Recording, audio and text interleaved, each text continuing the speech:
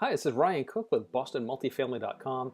So this last video here is the conclusion of our introductory series on the basics of investing in multifamily real estate.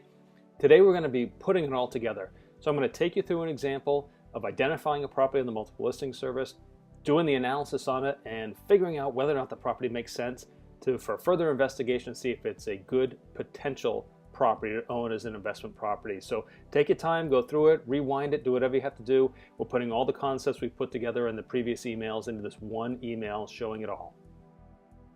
Hey, this is Ryan Cook with BostonMultifamily.com, and what we're going to do today is we're going to put it all together. How do you go ahead and evaluate a property to see whether it's even worth considering and if it meets your criteria? So we're going to do a couple things. We're going to search in the multiple listing service to identify multifamilies, and today what I'm going to focus on are properties that are at least 3 or 4 bedroom units, are under $400,000 across the Commonwealth of Massachusetts. We're going to utilize a spreadsheet that I actually created with a lot of formulas in it that'll do all the calculations for the different types of criteria that we've already gone over in this email series. And then what we're going to do is we're going to show you how we're going to go about looking up rents, what are proper rents in the area, and we'll put it all together and we'll show you with one example. We're just going to pick at random to see whether it's a property worth considering. So let's go ahead and do that. So we're looking at a multifamily, active on the market in the last 6 months, up to $400,000, with number of units in the building complex of 3 to 4. And this is across the entire Commonwealth of Massachusetts. And what I'm literally going to do is I'm just going to scroll down and pick out a property at random. All right, so we're going to start in Worcester. So 69 Catherine. I'm just going to pull this. And we have as a 3 family that are all 2 bedroom, 1 bath, which is a nice mix. So we're going to put this data into our spreadsheet. So in this property, they currently list that they have them rented. They're not on lease. We have rents of $750, $850, and $850, which would be $24.50 a month. All right, so if we put 69 Catherine Street, Worcester, $850 rent, 2 bedroom into Rentometer, we can go ahead and do an analysis. And what it shows is the average rent for a 2 bedroom unit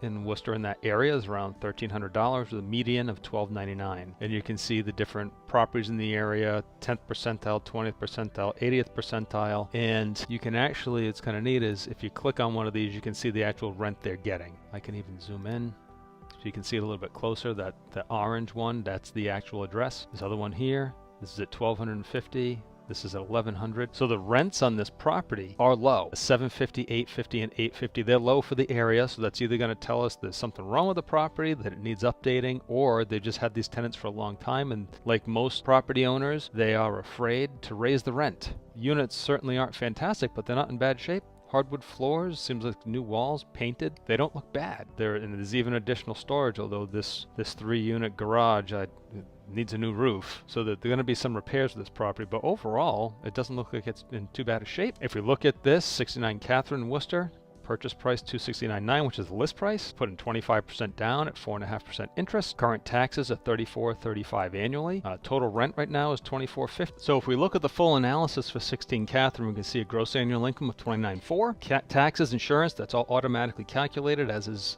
vacancy reserve. You can put in whatever you want. That's why these are yellow. So you can put in your own cost of common area utilities and trash, landscaping, and maintenance, and that'll give you total expenses, which will be used to calculate the net operating income. The net operating income and property price are used for your cap rate, so that's automatically calculated. And notice how some of these are green. Actually, they're all green. So these are set up. So when you're utilizing this spreadsheet, you can put in what you're looking for as your minimum cash flow, your minimum cap rate, your minimum cash on cash, and your minimum debt service ratio. And you'll know right off the bat, I reflect the numbers here. These are the same numbers that are on this page. So you'll know right away. They're all green. You're like, hey, this is a property worth checking out. If you were to change this to, say, a minimum cap rate of 8%, we'll see how this automatically changed to red. So it's like, all right, maybe that doesn't meet all my criteria. If you leave this at 6 or even 7, and you change your cash on cash, you want 10%, well, it still meets the guidelines. But if you set 11, well, that's going to change. So you automatically know, utilizing this spreadsheet, whether or not the property is going to meet your investment criteria. If the property doesn't meet your investment criteria, I have another tab here called break-even point. And what it will do is it will back off on the price. So it always has the purchase price you're proposing as the bottom number here.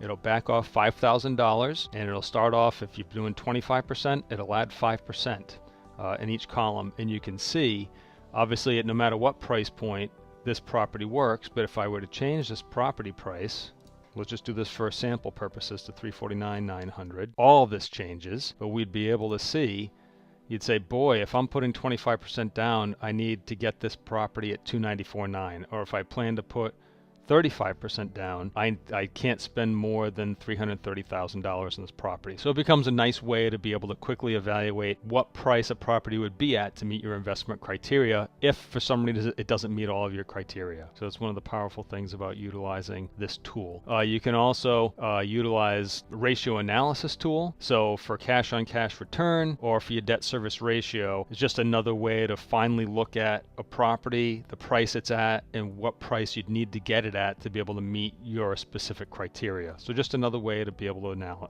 analyze property you're looking at. We bring this back to the 269,900 and we change this back to percent. And this property meets all the criteria. And if you were looking at property and trying to go through a bunch, this would be one that you would just put on your list for further exploration. If you have other property that come up and you have it, you have different criteria and you want 11%, you just look at this one and go, that doesn't meet my criteria. And you'd put it off to the side. Maybe have a separate list of ones that if you get them below a certain price, worth looking at. But when you're trying to go through a bunch of property and you want to be able to look at all your investment criteria, your cash flow, your cap rate, your cash on cash, your debt service ratio, whatever you develop as your criteria, this spreadsheet is a great tool to help you go through property quickly, put a list together of property that meet your minimum criteria that are worth further inspection. I hope you enjoyed this video and that it helped to drive home the concepts that we've been discussing in this week-long series on the concepts of investing in multifamily real estate. If you have questions, go ahead and post them to our Facebook group at facebook.com/BostonMultifamily. If you'd like your own copy of my analysis spreadsheet, you can go ahead and click the link below. It'll help you analyze property quickly so you can weed through all the properties and get down to the ones that actually meet your investment criteria. This way you'll spend more time at properties that actually make sense and you'll dramatically cut your wasted time. Just follow the link and get your copy today.